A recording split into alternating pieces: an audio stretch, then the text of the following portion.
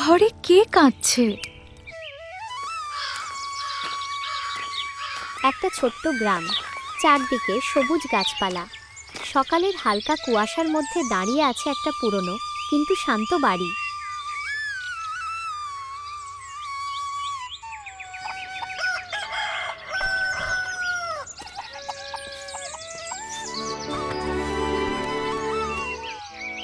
এই বাড়িতেই থাকে মেঘলা আর তার নতুন বৌদি সোহিনী।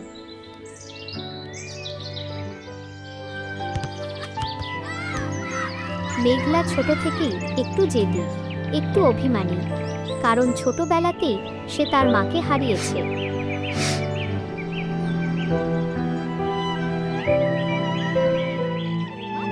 যখন তার দাদা বিয়ে করে নতুন বৌদিকে ঘরে নিয়ে আসে, তখন মেঘলার মনে একটা ভয় কাজ করছিল। এই বৌদি কি আমাকে ভালোবাসবে? বিয়ের পর প্রথম দিন সোহিনী হাসি মুখে ঘরে ঢুকতেই মেঘলা শুধুই তার দিকে তাকিয়েছিল। তুমি মেঘলা তো?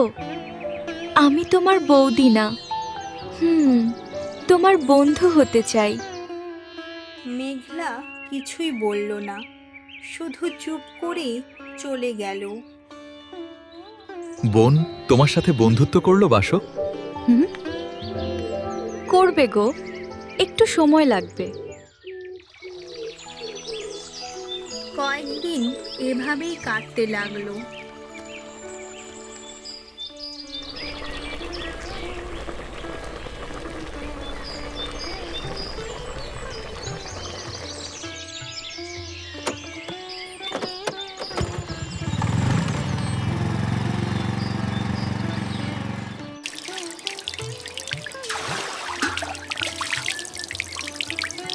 একদিন স্কুল থেকে ফিরে হাত মুখ ধুয়ে মেঘলা ঘরে গিয়ে দেখে তার প্রিয় খাবার আলু পোস্ত আর গরম ভাত তৈরি। কে বানিয়েছে?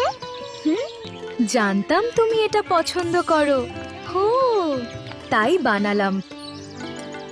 সেই প্রথমবার মেঘলার মুখে একটু হাসি ফুটল।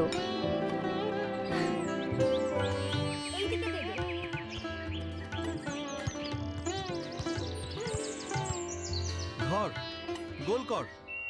একদিন স্কুলে মেঘলার খুব খারাপ দিন গেল। বন্ধুরা তাকে অনেক কষ্ট দিল। বাড়িতে এসে সে চুপচাপ বসে কাঁদছিল। ঘরে কে কাঁদছে? মেঘলা নাকি?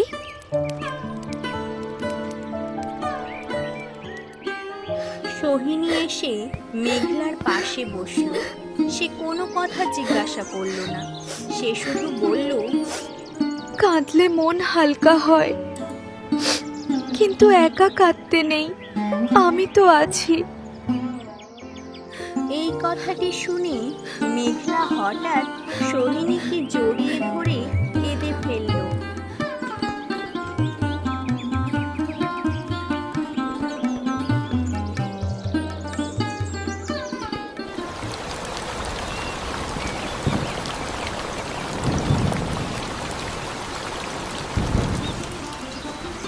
এরপর কিছুদিন কেটে গেল এবং হঠাৎ একদিন খুব জোর বৃষ্টি শুরু হলো।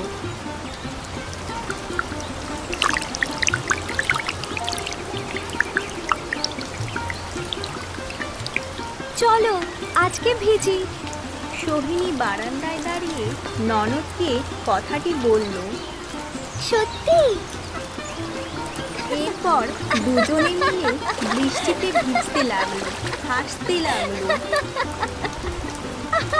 সেই মুহূর্তের পরেই বৌদি ননদের সম্পর্কটা যেন সত্যি বন্ধুত্বে বদলে গেল।